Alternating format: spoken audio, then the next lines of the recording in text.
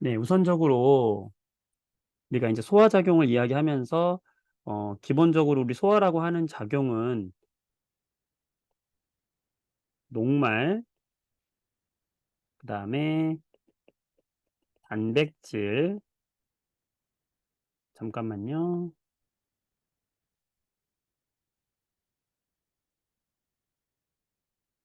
네, 잠시만요.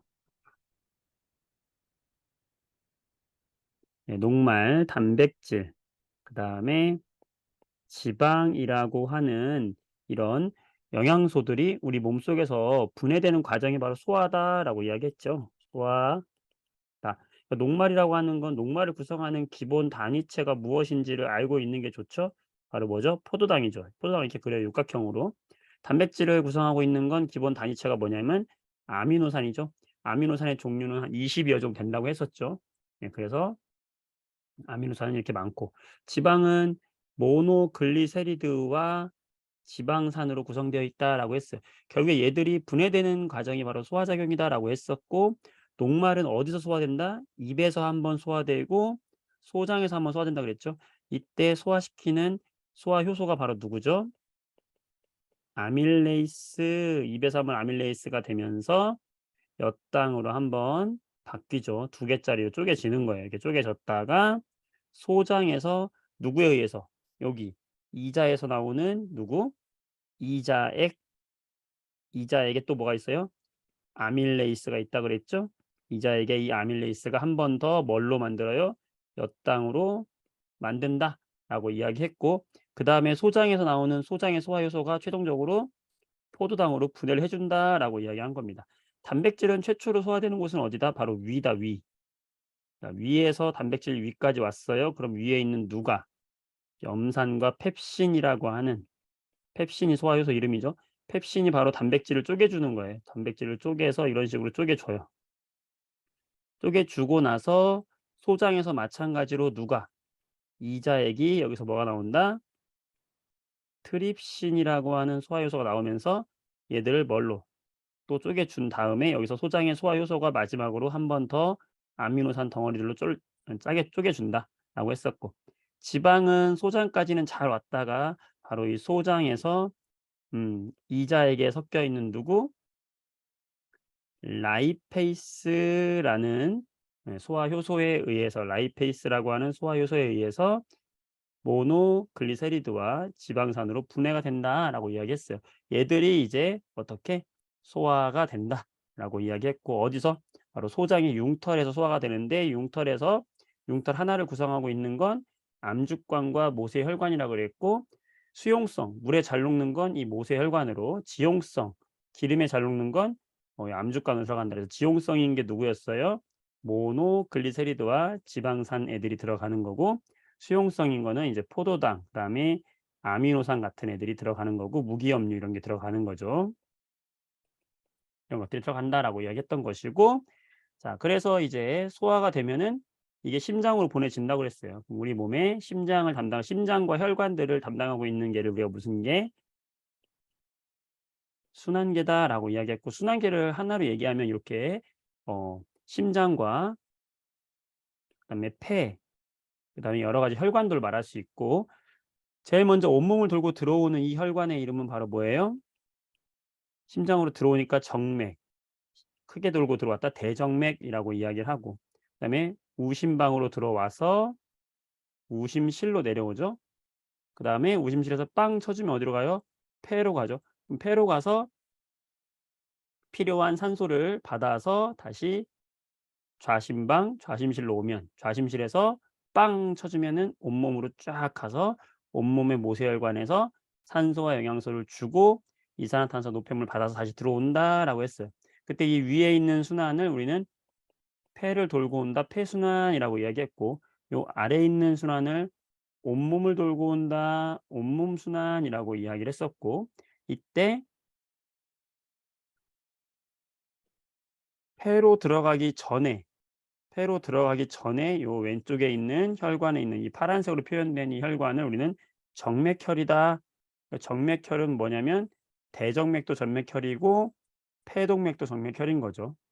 예. 그다음에 동맥혈은 폐로부터 이제 좋은 산소를 받고 온 폐정맥과 온몸으로 도는 대동맥이 바로 정맥혈이 된다라고 이야기했던 거예요. 네, 이렇게 해서 순환계를 정리를 했었던 거 기억하시죠? 네. 이 정도 정리하시고 이번 시간에는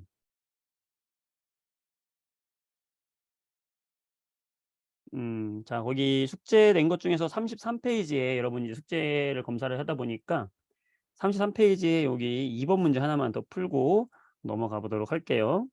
33 페이지에 여기 2번 문제인데요. 이런 문제가 있었어요. 네. 간은 혈액의 흐름에 따른 혈액 속 산소 양의 변화를 나타낸 것이다라고 했습니다. 나는 혈액이 순환하는 경로다라고 했네요. 네.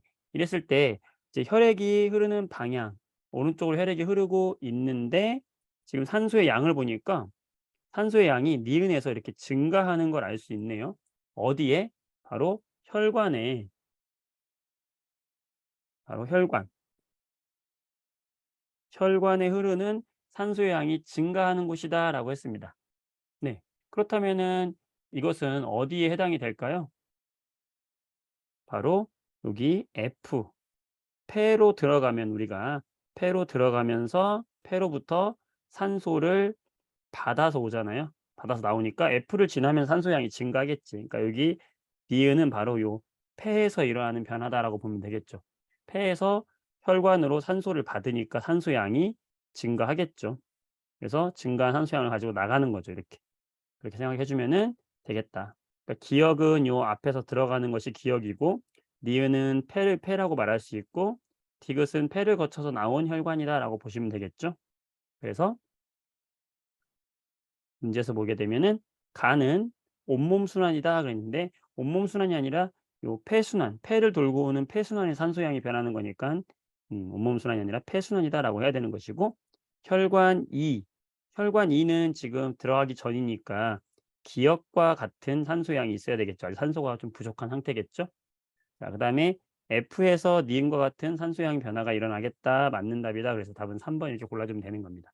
네, 이렇게 해서 정도 요 정도 해 주고 여러분 대부분 보니까 숙제를 잘들 했더라고요.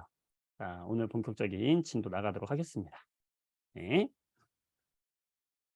자, 오늘은 이제 호흡계인데요. 우리가 지난 첫 시간에 뭐 했어요? 소화를 담당하는 소화계 이야기했고 그다음에 혈액 순환을 담당하는 순환계 이야기했거든요. 이제 두 개 남은 거예요. 오늘 공부할 이제 호흡계와 그다음에 배설계. 이것들은 우리 몸에서 일어나는 기관들이 모인 기관계인 거죠. 동물 같은 경우에는 우리가 뭐라고 그랬어요? 세포들이 모여서 뭐가 된다?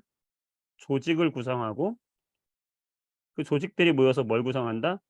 기관을 구성한다. 그러니까 소화기관들이 막 모였어. 입, 식도, 위 이런 게 모여 있으면 소화기관이고 그 기관들이 모여 있는 걸 우리 뭐라고 한다? 기관계라고 한다. 그래서 이런 게 바로 소화계, 소화를 담당하는 기관들이 모여 있는 소화계, 순환계, 호흡계, 배설계가 되는 거예요. 그 기관계가 모이면 이제 뭐가 되는 거예요? 개체가 돼서 사람이 된다고 했잖아요. 이것들이 다 모여 있는 게 바로 뭐예요? 바로 우리 사람이 되는 거죠. 그래서 우리가 하나씩 배우는 거예요. 소화계에서. 근데 이제 배우면서 우리가 느끼겠지만 이것들이 각각 이렇게 따로 동떨어진 것이 아니라 유기적으로 서로 도움을 주고 있는 거니까.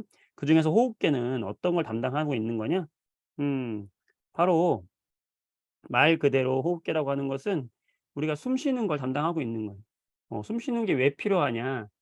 자, 우리가 순환계에서 이 폐가 있었고 심장이 있었잖아요. 그랬을 때 이 심장에서 나온 요 혈관이 뭐죠? 폐로 들어가는 동맥이죠. 폐동맥. 이 폐동맥이 폐로 들어가서 산소를 받아서 나왔단 말이에요. 이렇게 산소를 받아 가지고 나왔잖아.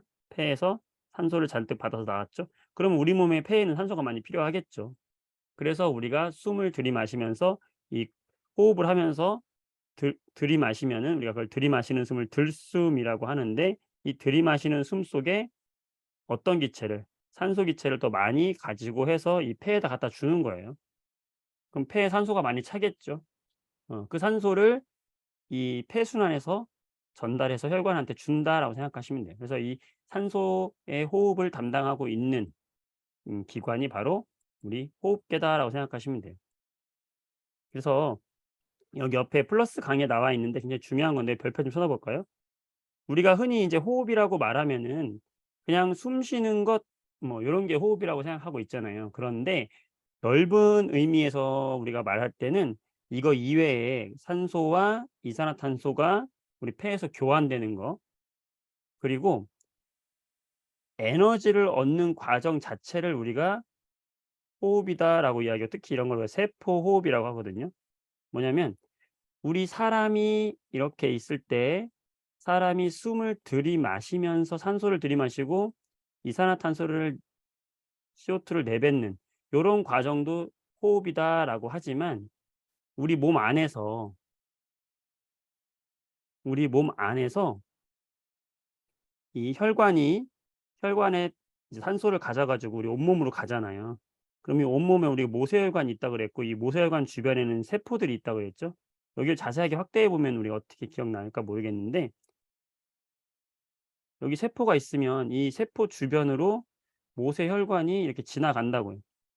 얘가 모세혈관이죠. 그럼 여기 모세혈관으로 갈 때 모세혈관의 적혈구가 산소를 막 가지고 이렇게 조직 세포, 우리 세포들로 갈 거란 말이에요. 그때 어떤 변화, 어떤 일이 일어난다 그랬어요? 이 폐에서 가져온 산소를 조직 세포한테 주잖아요.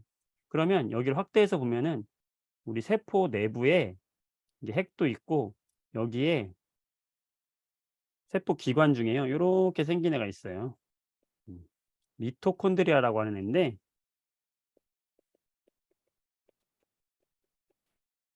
이 미토콘드리아라는 애가 산소를 받으면요, 요 산소와 그다음에 여기서 가져온 포도당 있죠. 소화작용을 통해서 이 혈관에서 포도당도 같이 있단 말이야. 그럼 이 포도당과 산소를 받아 가지고 이 미토콘드리아가 뭘 만드는 거냐면 바로 에너지를 만들어 낸다고요. 자, 이거 우리 식물의 광합성 작용을 이야기하면서 식물의 광합성 작용 우리 기억 한번 기억을 되살려 볼까요? 광합성 식물은 물을 흡수해 가지고 공기 중에서 흡수한 CO2와 물을 이용해 가지고 뭘 만드는 거였냐면 포도당이라고 하는 이 양분을 직접 혼자 합성하고 산소 기체를 내보내는 게 바로 이 광합성 과정이었고, 이 광합성의 반대 과정이 뭐였습니까? 식물이 하는 호흡이었잖아요. 포도당과 산소를 이용해서 이런 물과 CO2를 내보내면서 플러스 에너지를 만들어내는 게 식물한테서 하는 호흡이다라고 했죠. 이 과정이 동물도 똑같이 일어나고 있는 거예요. 식물하고 동물이 일어나는 호흡은 동일합니다. 그래서 이 과정도 우리는 하나의 호흡, 넓은 의미의 호흡으로 봐준다. 그러니까 호흡은 크게 두 가지로 보는데, 넓은 의미로 볼 때 그냥 숨을 들이마시고 내뱉고 하는 것도 호흡이라고 하는데, 이런 거는 이제 흔히 외호흡이라고 해. 바깥으로 산소를 들이마시는 거. 그다음에 이렇게 가져온 산소를 우리 온몸의 세포들이 받아서 에너지를 만드는 이런 일련의 과정들까지 전부 호흡이다. 이런 건 내호흡이라고 하는데, 여기 에너지를 만드는 이런 모든 과정까지를 포함한 게 넓은 의미의 호흡이다라고 한다는 거를 기본적으로 알고 계세요. 이거 이제 학교에서 선생님들마다 설명하는 범위가 좀 다르긴 한데, 여러분이 고등학교에 가서 공부할 때 이 정도 과정까지는 이제 건드리기 때문에 지금 공부할 때 선생님 설명 따로 하는 겁니다. 아시겠죠? 네. 자, 초반 서론이 좀 길었는데 어쨌든 이런 걸 다루는 이제 이야기를 할 겁니다. 자, 그렇다면 우리 숨을 이제 들이마시는 들숨과 날숨을 먼저 한번 비교를 한번 해 보면, 들숨과 날숨을 비교를 해 보면 들 들숨에는 산소만 있고 날숨에는 이산화탄소만 있는 건 아니에요. 들숨이라는 건 우리가 들이마시는 숨을 우리가 들숨이라고 하거든요. 여러분이 지금 숨을 한번 들이마셔 보세요. 이렇게 들이마시면 가슴이 이렇게 커지는 걸 알 수 있어요. 가슴 위로 이렇게 가슴이 앞으로 열리면서 가슴통이 이렇게 넓어지는 걸 느낄 수 있거든요. 그게 들숨이고, 내뱉으면 이게 날숨이에요. 들숨할 때는 가슴을 피면서 들이마시고, 날숨은 내뱉는 거예요. 근데 이 들숨과 날숨에는 산소와 이산화탄소가 다 들어 있어요. 다 들어 있는데 그 양이 산소만 비교했을 때는 어디에 산소가 더 양이 많냐? 들숨에 산소가 더 많다 이 뜻이고요. 이산화탄소만 비교했을 때는 내보내는 날숨에 이산화탄소가 더 많다 이 얘기예요. 왜 그러냐면 우리 공기 중에 공기 중에 가장 많은 양을 차지하는 게 바로 뭡니까? 질소잖아요. 그다음에 두 번째로 많은 양을 차지하는 게 뭐예요? 산소거든요. 21% 산소예요. 그다음에 이산화탄소라고 하는 것은 0.03% 밖에 안 돼요, 이산화탄소는. 그러니까 우리가 들이마시는 들숨이든지 날숨이든지 간에 무조건 산소가 이산화탄소보다는 무조건 많아요. 무슨 말인지 알아요? 여러분들이 이제 오개념이 갖고 있는 게 뭐냐면 들이마시는 거는 산소가 무조건 더 많고 내보내는 건 이산화탄소가 더 많을 거야라는 착각을 하기 쉬운데 그게 아니라 항상, 항상 모든 기체, 들이마시는 기체든지 내보내는 기체든지 그 속에서는 어떤 기체가 양이 많겠어요? 산소가 무조건 많죠. 왜냐하면 공기 중에 산소가 21% 있고 이산화탄소가 0.03% 있잖아요. 당연히 산소가 훨씬 많아요. 그런데 산소의 양만 따지고 봤을 때는 들이마시는 숨에 21%의 산소가 들어오고 내보낼 때는 그거보다 적은 양을 내보낸다는 거죠. 왜냐하면 나머지는 우리 몸에 좀 쓰니까 산소를 남겨두고 내보내는 거니까요. 네. 이산화탄소는 내보내는 숨에 더 많은 양이 들어있다 이렇게 얘기하는 거예요. 가까이 기체를 비교했을 때 그 얘기를 여기서 하는 거고요. 자, 이런 호흡 호흡을 담당하고 있는 기관들을 호흡기관이라고 하고 이것들이 모여 있는 걸 뭐라고 하겠어요? 호흡계라고 하겠죠. 네. 이 호흡기관은 어떤 것들이 있느냐? 첫 번째 뭐가 있겠어요? 코가 있겠죠, 코. 네, 그다음에 이 코에서 공기가 이렇게 쭉 들어오는 요 공기의 길이 있는데 그게 바로 뭐냐면 기관이라고 하는 거고요. 이 기관에서 폐 쪽으로 양옆으로 가지처럼 이렇게 나 있어요. 이거를 가지지자를 써서 기관지라고 이야기하는 거고요. 그다음에 기관지가 어디에 연결됐냐면 양쪽에 폐에 연결이 되어 있어요. 네, 이렇게 연결되어 있다. 그다음에 이 폐를 보호하는 뼈가 있는데 그걸 우리 뭐라고 하냐면 갈비뼈라고 이야기하는 거고요. 아시겠죠? 네. 그다음에 요 폐가 큰 하나의 덩어리처럼 되어 있는 것이 아니라 자세히 보면은 이렇게 여러 개의 아주 작은 세포들로 구성되어 있다. 이걸 뭐라고 하냐면 폐를 구성하는 세포다. 그래서 폐포라고 이야기해요. 그래서 폐포 하나를 자세하게 보면요. 이렇게 폐포 하나가 이렇게 생겼고 이 주변에 모세혈관이 폐포 하나를 막 감싸고 있는 거예요. 그래서 우리가 심장으로부터 이렇게 혈관이 폐로 오잖아요. 다시 아까 순환계하고 어차피 이어지는 거예요. 우리 심장에서 우심실에서 빵 쳐주면은 심장의 어디? 우심실에서 뭐가? 폐로 가는 동맥, 폐동맥을 따라서 폐까지 가겠죠. 그 폐까지 간 혈관이 바로 이거예요. 이 파란색 혈관. 이게 뭐예요? 그러니까 폐동맥이죠. 여기 왼쪽에 그림 보세요. 뭐라고 돼 있어요? 폐동맥이잖아요. 그러니까 이게 심장에서 온 혈관이라는 거죠. 그럼 심장에서 왔으니까는 폐한테 뭘 줘야 돼요? 온몸을 돌고 가지고 온 이산화탄소를 폐한테 주는 거죠. 예. 이게 굉장히 중요한 거예요. 여기가. 그러니까 온몸을 돌고 와서 이산화탄소를 폐한테 주는 거다. 폐한테 이산화탄소를 주고 다시 폐로부터 뭘 받아온다? 산소를 받아서 다시 이게 어디로 와야 되겠어요? 심장으로 와야 되겠죠? 심장으로 오는 이 혈관은 뭘까요? 폐에서 들어오는 심장, 폐정맥이 되겠고 이게 바로 심장이 어디로 들어옵니까? 좌심실로 들어오죠. 기억하시죠? 다 이어지는 거잖아요. 그렇죠? 그다음에 좌심방으로 가서 온몸으로 내보내게 되는 거잖아요. 예. 그때 바로 폐에서 산소가 교환되는 과정이 바로 여기다. 폐포에서 이런 일이 일어난다. 그럼 왜 하필 폐가 큰 하나의 덩어리가 아니라 이렇게 작은 여러 개의 폐포들로 구성되어 있느냐? 이게 중요한데요. 왜 그러냐면 이 작은 알갱이들이 많아지면은 결과적으로는 표면적이 넓어진 효과가 있거든. 표면적이 넓어지면은 기체들을 많이 교환하는데 마찬가지로 기체 교환에 훨씬 유리하다.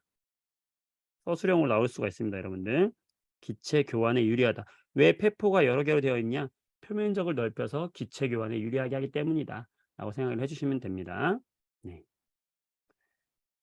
자, 이 구조와 기능들은 여기 표에서 보면은 중요한 것만 간단하게 볼게요. 자, 코는요, 이제 차고 건조한 공기를 축축하게 따뜻하게 만들어 주는 것이고, 여기에 코 속에 털이 있고 끈끈한 액체가 있어서 먼지나 세균을 걸러낸다. 여기 먼지나 세균 걸러낸다에다가 체크해 주시고, 자, 기관지는 마찬가지예요. 여기도 섬무라고 그래서 이게 털이에요, 털. 아주 가느다란 털인데 이것들이 먼지나 세균 한번 걸러 주고, 자, 그다음 폐는 흉강이라는 곳에 들어 있는데, 아까 폐를 보호하는 뼈가 있다 그랬죠? 여기 양쪽에 폐가 있다고 하면은, 이게 폐라고 하면은 이 폐를 보호하고 있는 뼈가 있다 그랬잖아요. 이 뼈. 이 뼈가 바로 뭐다? 갈비뼈고요. 이 갈비뼈 아래쪽에 이렇게 막이 하나 가로막고 있고요. 요렇게 폐를 덮고 있어요. 요 폐를 덮고 있는 요 가슴의 공간을 우리는 가슴흉, 그다음에 공간 강자를 써 가지고 가슴의 공간 흉강이라고 하는 거예요. 어. 이 흉곽 위쪽에는 뭐가 있다? 갈비뼈가 있고 아래쪽에는 있는 막은 가로막이라고 하는 거예요. 요 갈비뼈가 있고 여기 가로막이 있는 겁니다. 이렇게. 음. 그래서 얘들이 우리가 숨을 들이마실 때 갈비뼈가 위로 쭉 올라오고요. 가로막이 아래로 이렇게 쭉 내려가요. 그러면서 가슴 이 흉곽이 넓어진다고 이렇게. 그래서 우리가 숨 쉴 때 가슴이 커지는 게 갈비뼈는 위로 올라가고 가로막이 아래로 이렇게 움직이거든. 이렇게 움직여요. 그러면 좀 이따 설명하겠지만 이 움직임 때문에 이 폐의 크기가 달라지면서 기체가 산소가 안으로 들어오게 되는 거예요. 중요한 거는 여기 밑줄 쳐 볼까요? 폐는 근육이 없다. 밑줄 쳐 보세요. 별표 쳐주세요. 폐는 근육이 없어요. 그래서 스스로 수축 이완할 수가 없습니다. 그래서 갈비뼈하고 가로막의 움직임에 의해서 크기가 변하는 것이고요. 그다음에 여기 밑에 나왔죠? 폐포, 수많은 폐포로 이루어져 있는 이유는 표면적을 매우 넓다. 그래서 뭐에 좋다? 기체 교환에 유리하다. 이 별표 좀 쳐 놓을까요? 굉장히 중요한 거고요. 네. 자, 그다음에 폐포라고 하는 것은 한 층의 얇은 세포층으로 되어 있다라고 생각하시면 되겠어요. 그래서 여기서 폐포와 모세혈관 사이에서 산소와 이산탄소 교환되는 거 방금 그림으로 살펴봤죠? 네. 그다음에 가로막이라고 하는 게 아까 폐 밑에 있었던 막이고 갈비뼈라는 것은 뼈죠. 폐를 보호하는 뼈. 네, 이 정도 기억해 주시면 되겠습니다. 됐습니다. 자, 그림을 보면서 우리가 한번 찾아보도록 할게요. 자, 그래서 다음 장에 보게 되면은 한 장 넘기면은 이런 그림이 나와 있을 거예요. 흉강이 나와 있는 그림인데 우리가 숨을 들이마신다. 들이마시는 거예요. 들이마실 때 어떤 작용이 생기냐면은 갈비뼈가 이렇게 위쪽으로 올라가는 거고 이 아래에 있는 가로막이 아래쪽으로 내려가는 거예요. 그러니까 이 가슴의 부피가 커지는 거죠. 자, 우리 여러분들 중학교 1 학년 파트 보일의 법칙이라는 게 있어요. 자, 이거 이야기하면 좀 복잡해지니까 쉽게 설명하면 우리가 풍선 있잖아. 어, 풍선이 하늘 높이 올라가면은 풍선의 부피가 커지죠. 뭐냐면 부피하고 압력은 서로 기체의 부피와 압력은 반비례한다. 기체의 부피와 압력은 서로 반비례합니다. 그 말은 부피가 커지면 압력은 작아지는 거예요. 이거를 입자의 운동을 설명을 해 보면요. 기체의 부피가 이렇게 커지면은 기체의 부피가 커지면 이 안에 들어있는 공기의 개수는 똑같은데 이 공기가 충돌하는 횟수가 기체가 나타내는 압력이거든요, 벽면을 충돌하는 횟수가. 근데 개수는 똑같은데 이 내부의 부피가 팽창하면 얘가 가서 때리는 횟수가 줄어들 거 아니에요. 그쵸? 그러니까 부피가 커지면 기체가 때리는 힘이 작아지는 거죠. 그러니까 압력이 작아지는 겁니다. 이해되실까요? 그래서 지금 이 얘기가 왜 그러냐면 우리가 갈비뼈가 위로 올라가고 가로막이 아래로 내려가면 요 안에 흉강이라고 하는 곳의 부피가 어떻게 될까요? 커지죠. 자, 부피가 커지면 압력이 어떻게 된다고요? 압력이 작아지죠. 자, 요게 핵심입니다. 그럼 압력이 작아지면 바깥쪽의 압력이 상대적으로 압력이 높은 고기압이 되는 거예요. 바깥쪽의 압력이 높은 거예요. 압력은 항상 높은 쪽에서 낮은 쪽으로 이렇게 이동합니다. 바람이 이렇게 부는 거거든요. 바람도 압력이 높은 데서 낮은 데로 부는 거예요. 그러니까 우리가 숨을 들이마실 때 갈비뼈가 위로 올라가고 가로막이 아래로 쭉 내려가면서 가슴통이 커져요. 흉곽이 커진다. 흉곽의 부피가 커지면은 흉곽 내부의 압력이 작아진다고. 압력이 작아져서 공기가 내부로 들어오는 겁니다. 압력 차이에 의해서. 자, 그게 여기 말로 써 있는 거예요. 자, 볼게요. 갈비뼈가 올라가고 가로막이 내려간다. 갈비뼈가 올라가고 가로막이 내려가죠. 그러면 어떻게 돼요? 흉곽의 부피가 어떻게 됩니까? 커지죠. 자, 이거 암기하지 마세요. 이해를 해 보세요. 그럼 흉곽의 압력은 어떻게 될까요? 떨어지죠. 흉곽의 압력이 떨어지면요. 그 안에 들어있는 폐도 똑같은 거예요. 폐도 똑같이 부피가 커지고 폐의 압력이 똑같이 낮아지는 거예요. 똑같은 거예요. 그 폐하고 같이 흉곽 속에 들어있기 때문에 똑같은 거예요.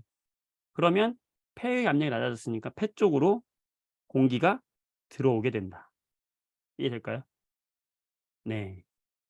폐에는 근육이 있다 없다? 없다. 폐는 근육이 없는 대신에 이런 갈비뼈와 가로막의 팽창, 위아래로 내려가는 운동에 의해서 가슴 흉곽이 커지고 부피가 낮아지고 부피가 커지고 압력이 작아지면서 공기가 몸 안쪽 폐 쪽으로 들어온다 이 뜻이에요. 그러기 때문에 숨을 들이마시면 우리가 안으로 들어오는 거예요. 네. 그 얘기가 이렇게 말로 복잡하게 쓰여져 있는 겁니다. 외울 필요가 없죠. 이해를 해 보세요. 자, 그다음에 우리가 숨을 내쉴 때는 바깥으로 숨이 나가는 이유는 뭐냐? 그걸 날숨이라고 하죠. 반대작용이죠. 갈비뼈는 아래로 내려오고요. 가로막은 위로 올라가요. 그러면은 여기 흉곽 부피가 어떻게 될까? 작아지죠. 흉곽의 부피는 작아져요. 자, 부피가 작아지면 반대로 압력은 어떻게 된다? 커진다. 폐도 마찬가지죠. 그럼 폐의 압력이 커졌으니까 이번에는 폐에서 바깥으로 공기가 나가는 거죠. 이해될까요? 이 날숨이에요. 그래서 내보낼 때는 갈비뼈가 내려가면서 가로막이 올라가고요. 그래서 반대로 흉곽의 부피가 작아지고 압력은 커지고 폐도 마찬가지로 부피가 작아지고 압력이 커지는 거예요. 그러면서 폐 안에 있는 공기가 몸 밖으로 나가게 된다는 게 이렇게 복잡하게 쓰여져 있는 겁니다. 이걸 표로 나타낸 게 바로 이거예요. 자, 이거 외우는 친구들이 있는데 외우지 말고 한번 이해를 해 보세요. 재밌는 거야. 여러분들이 직접 숨을 들이마시면서 가슴을 이렇게 펴 봐요. 그러면서 뭐 내 몸속에서 어떤 변화가 일어나는지 상상을 하는 거죠. 자, 해 봐요 같이.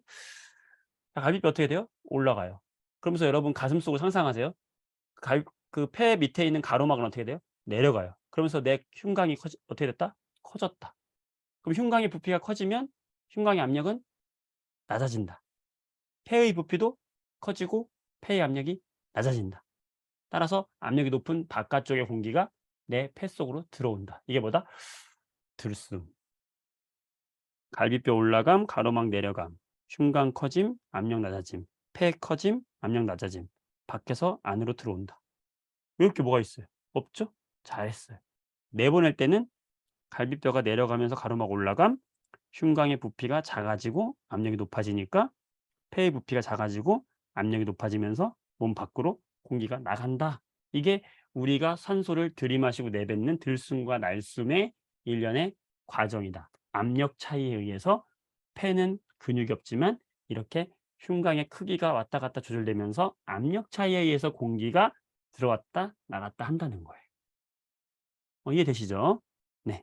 여기까지 됐고요. 자, 그다음에 이것도 표가 굉장히 복잡한데 외울 필요가 전혀 없습니다. 우리 지난 순환계에서 했던 내용하고 동일한 내용이에요. 그림만 보면 돼요. 자, 한번 여러분들 그림 봅시다.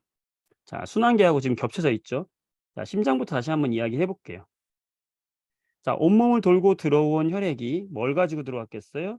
이산화탄소를 가지고 네, 어 저기 저들이 버린 쓰레기 가지고 왔어요. 분리수거 좀 해 주세요. 정화기로 좀 깨끗하게 돌려 주세요 하는 거지. 그럼 어디로 들어와? 우심방으로 들어왔죠. 그럼 우심실로 내려오죠. 그럼 우심실에서 어디로 보내요? "야, 얘 이산화탄소 이제 반납하고 몸에 좋은 산소 받으러 가라." 하면서 어디로 보냅니까? 폐로 보내죠. 네. 그럼 폐로 갔어요. 폐 동맥을 따라서 폐로 갔겠죠? 그럼 폐에서는 어떤 일이 벌어지겠어요? 폐포한테 뭘 주겠어요? 쓰레기 가지고 온 이산화탄소를 폐포한테 "가져왔어요. 받으세요." 하면서 폐품을 주는 거지. 주면서 다시 "저 이제 온몸으로 가야 되니까 좋은 산소를 주세요." 하면서 이산화탄소를 내어 주고 누구를? 산소를 받겠죠. 네. 그 과정이 이 오른쪽에 있는 확대된 그림에서 일어나는 거죠. 폐포 하나에서의 과정이죠. 어떻게? 폐포에서 무슨 일이 벌어집니까? 폐포 쪽으로 누구를 준다? 이산화탄소를 주고 폐포에서 누구를 모세혈관으로 준다? 산소를 모세혈관에 주는 거죠. 자, 여기서 여러분들 조심해야 될 거는 이 이산화탄소는 혈관에 있는 혈장을 따라서 온 거예요. 이산화탄소는 적혈구 따라서 온 게 아니에요. 혈장에 녹아서 와요. 근데 산소는 적혈구가 배달을 하는 겁니다. 산소는 적혈구가 받아요. 예, 좀 디테일한 건데 시험에서 요거까지 건드리는 학교들이 좀 있어요. 예. 산소를 산소를 운반한다. 적혈구가. 그래서 산소한테 적혈구를 주는 거죠. 이렇게 받아서 나오는 게 어디서 일어나는 과정이에요? 폐에서 일어나는 과정이죠. 네. 그러면 이제 폐에서 산소 받아 갖고 왔네. 그러면 여기를 지나서 온 산소가 많은 피는 좌심방으로 갔다가 좌심실로 갔다가 이제 온몸으로 대동맥을 따라서 가죠. 그럼 대동맥에는 산소가 많은 혈액이 있을 것이고 얘가 이제 어디로 갑니까? 온몸에 있는 모세혈관들로 막 침투되면서 여기서 이제 우리 온몸에 세포들이 있을 거 아니에요. 이 세포들한테 "야 이제 너 영양소랑 산소 줄 테니까 에너지 만들어." 하면서 주겠죠. 그 과정이 여기 오른쪽에 있는 요 그림이겠죠. 온몸의 조직 세포에다가 누가 적혈구가 가지고 온 산소를 내어 주는 거죠. 조직 세포한테 주는 거죠, 이번에는. 혈관이 모세혈관에서 조직 세포로 주는 거죠. 그다음에 조직 세포에서 이제 뭘 가져옵니까? 조직 세포에서 이산화탄소를 다시 받는 거죠. 혈장이 받아서 다시 돌아오면은 지금 과정을 또 반복하는 거죠. 이게 순환되는 거잖아요. 그쵸? 네. 이때 중요한 것은 여기서 그 폐에서 일어나는 요 과정. 지우고 다시 설명할게요. 자, 요 폐에서 일어나는 요 과정이 과학적인 이유가 뭐냐? 바로 확산 현상 때문에 그래요. 확산 현상. 자, 확산이라는 건 뭐냐면 농도가 높은 곳에서 농도가 낮은 저농도 쪽으로 물질이 이동하는 걸 우리는 확산이라고 합니다. 과학 용어로 확산이라고 합니다. 과학의 원리예요. 우리가 향수병을 방에다가 이렇게 놓으면은 요 향수 냄새가 방 안에 전체적으로 퍼지잖아요. 이것도 확산이라고 하죠, 우리가. 왜 그러냐면 향수병에 있는 여기는 향수의 농도가 진하죠. 반면에 여기 방 안은 향수의 농도가 약하니까 농도가 높은 고농도 쪽에서 농도가 낮은 방으로 퍼지는 게 확산이죠. 어 우리가 냉면에다가 식초를 타면은 그 식초가 한 덩어리가 여기에 농도가 진하죠. 얘가 농도가 낮은 물 전체로 퍼지잖아. 이것도 확산이라고 하는 거예요. 즉 고농도에서 저농도 쪽으로 퍼지는 게 확산인데 바로 이 산소와 이산화탄소가 교환되는 원리 역시 뭐다? 확산이라는 거예요. 자, 그러면 폐에서 지금 혈관에서 모세혈관에서 폐포 쪽으로 이산화탄소가 간다는 것은 이산화탄소는 농도가 모세혈관이랑 폐포랑 어디에 더 많다는 거예요. 여기 폐에서는 모세혈관에 더 이산화탄소 농도가 많죠. 그러니까 모세혈관이 고농도고 폐의 이산화탄소의 양이 저농도니까 모세혈관에서 폐 쪽으로 확산돼서 이산화탄소가 들어가겠죠. 그래서 이산화탄소가 들어가는 거예요. 이산화탄소는 폐 쪽이 고농도고 모세혈관 쪽이 고농도고 폐포 안쪽이 저농도이기 때문에 이렇게 확산돼서 안으로 들어가는 겁니다. 반대로 산소는 폐포 쪽이 산소가 많은 고농도고 모세혈관 쪽이 산소가 적잖아 지금, 그지? 그러니까 얘가 저농도니까 산소는 폐포 안에서 모세혈관 쪽으로 확산되어 들어가는 겁니다. 신기하죠? 그러니까 향수가 퍼지는 거랑 식초가 퍼지는 거랑 이 이산화탄소가 산소가 퍼져 들어가는 거 역시 같은 확산의 원리라는 거예요. 이해되시죠? 네. 이게 우리 온몸의 조직세포에서는 반대로 일어나잖아. 왜요? 모세혈관으로 가지고 왔던 산소가 이번에는 조직세포로 가잖아요. 그러면 이때는 혈관이 고농도고 조직세포가 저농도죠. 탄소 입장에서는 그렇죠. 이산화탄소 입장에서는 조직세포가 고농도고 이 혈관 내부가 저농도니까 이렇게 반대로 이동하는 거 아니겠어요? 자, 이런 확산의 원리로 인해서 기체 교환이 이루어진다. 요게 핵심이 되겠습니다.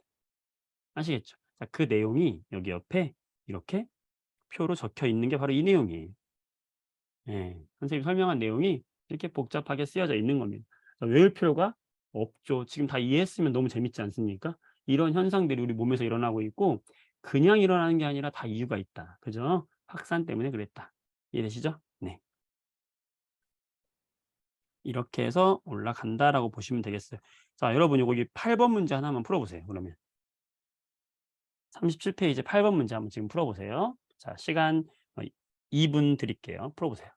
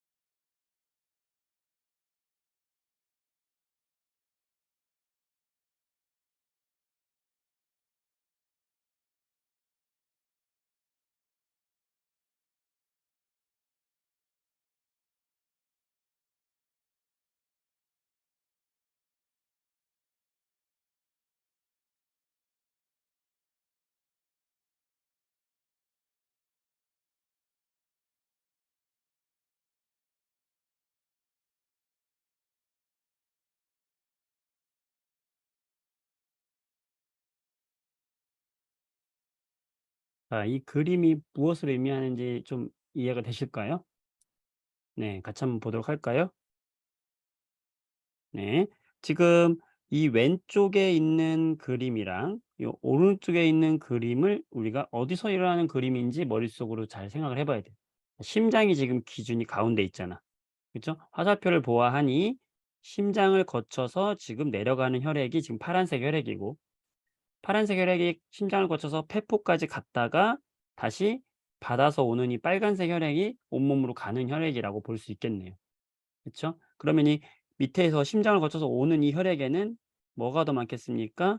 이산화탄소가 더 많을 것이고 폐를 거쳐서 나오고 온 혈액에는 산소가 많겠죠? 자, 그러면 여기서 폐포에서 지금 A, 폐포에서 모세혈관 쪽으로 이동하는 A는 어떤 기체일까요? 그렇지. 산소 기체라는 걸 우리가 알 수 있고 요 B는 가지고 온 이산화탄소 기체라는 걸 우리가 알 수 있죠.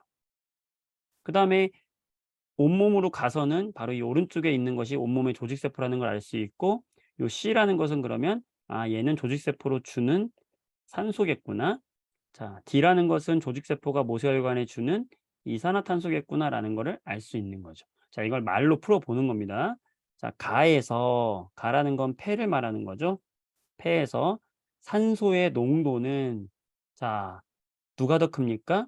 폐 안쪽이 더 크고 모세혈관이 작으니까 폐에서 모세혈관으로 산소가 이동했던 거였죠. 그 말을 이야기하는 거고요. 나에서는요. 자, 나라는 건 온몸의 조직 세포죠. 나에서는 이산화탄소의 농도를 비교했을 때는 이산화탄소를 조직 세포에서 모세혈관으로 주잖아요. 나에서는 그렇죠? 그러면 조직 세포가 이산화탄소 농도가 더 모세혈관보다 크다라고 할 수 있는 것이죠. 네. 자, A와 C는 산소를 말하는 것이고 B와 D는 이산화탄소를 말하는 것이다라는 거. 자, 이거 풀 수 있겠을까요? 네. 이거를 그냥 암기해서 푼다고 생각해 봐요. 여러분들 얼마나 까마득하겠어요. 근데 지금 예 이해를 했다면 그렇게 어렵지 않게 해결할 수 있다. 되실까요? 네. 호흡기 끝났어요. 네. 잘했어요.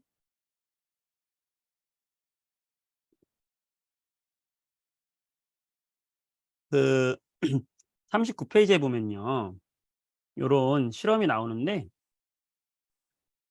뭐 어렵지 않습니다. 간단하게 여기 이렇게 호흡 운동 모형이라 그래서 이런 모형이 가끔 이제 등장을 해요. 시험 문제나 수행 평가에서요. 그럴 때 요 고무 풍선이 우리 폐를 비유한다라고 생각하시면 돼요.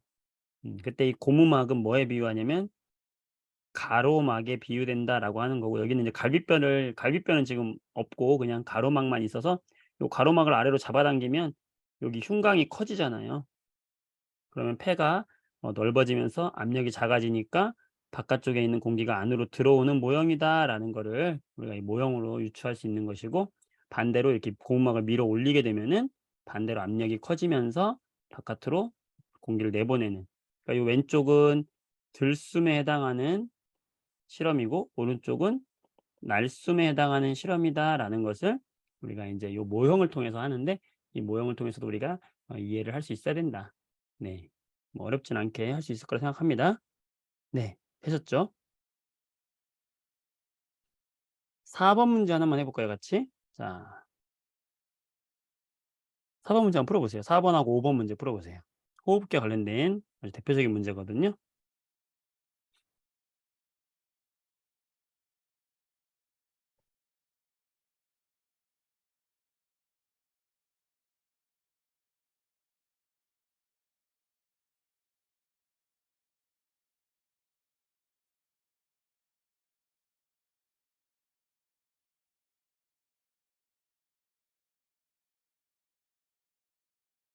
음.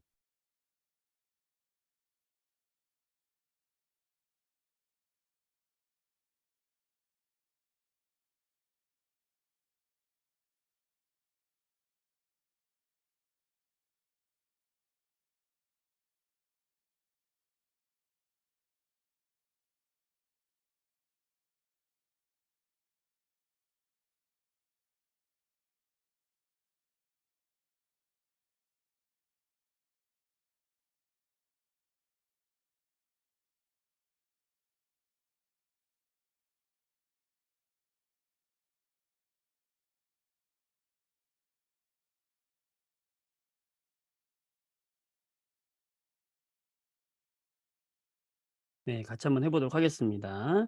자, A는 우리가 호흡 기관 중에서 코라고 할 수 있고, B는요, 네, 기관이죠. 자, C는 양쪽으로 뻗어 있는 기관지가 될 것이고, D는 바로 폐가 되는 거고, 자, 여기 E는 폐를 보호하는 갈비뼈네요. F는요, 아래쪽에 있는 가로막이네요. 그쵸? 자, 이때 가하고 나가 여러분 헷갈릴 수도 있는데, 자, 나는 지금 이 화살표 모양으로 볼 땐 폐로 들어오는 혈관이네요. 그러면 심장에서 폐로 들어오니까 여기에는 뭐가 있을 거예요? 심장이 있을 겁니다. 심장에서 들어오는 거잖아요. 심장에서 나오는 혈관이니까 동맥이라는 이름을 붙여야 되고, 폐로 들어간다 그래서 이건 뭐예요? 폐동맥이 되겠죠, 나는. 간은요, 다시 산소를 받아서 심장으로 들어오는 거잖아요. 자, 심장을 기준으로 이름이 붙는다고 했으니까 정맥이고, 바로 간은 폐로부터 들어오는 폐정맥이 되겠네요. 그쵸? 네. 너무 재밌다. 그쵸? 자, 옳게 짝지은 거 4 번, 4 번에 3번 폐가 되겠고요. 자, 그다음에 5 번.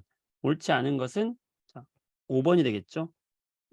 나에는 우리가 산소가 더 적죠. 가가 산소가 더 많아야 되죠.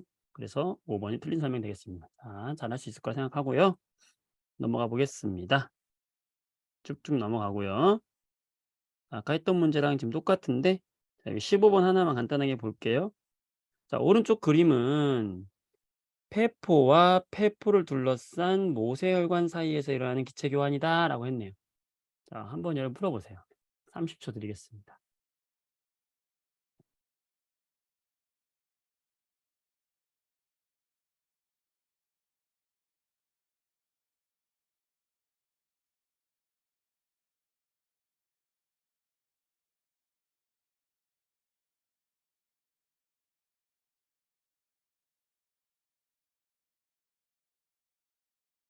자, 좋아요. 같이 볼게요.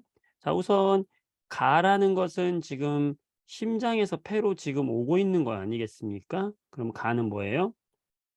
폐로 들어오는 거죠. 심장에서 나오는 거니까 폐 동맥이 되겠고, 나는 이제 다시 심장으로 들어가니까 폐 정맥이 되겠죠.